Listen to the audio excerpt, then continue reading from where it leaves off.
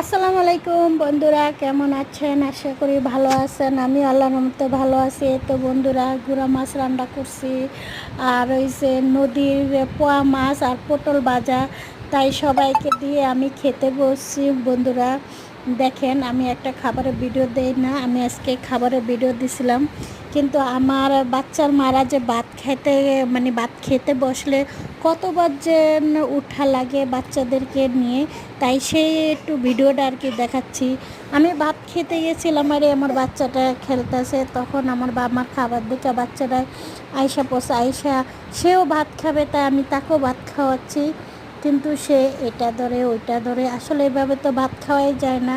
তাই আমি তাকেও খাওয়াচ্ছি, প্লাস আমিও খাচ্ছি, কিন্তু আসলে বাচ্চার মাদের এই দুঃখটা কেউ বুঝে না। সারাদিন কাজকাম করে যখন খাইতে যায়, তখনই দেখবেন এই ডাকে সেই ডাকে, কিন্তু সেই খাবার আর খাওয়া হয় না।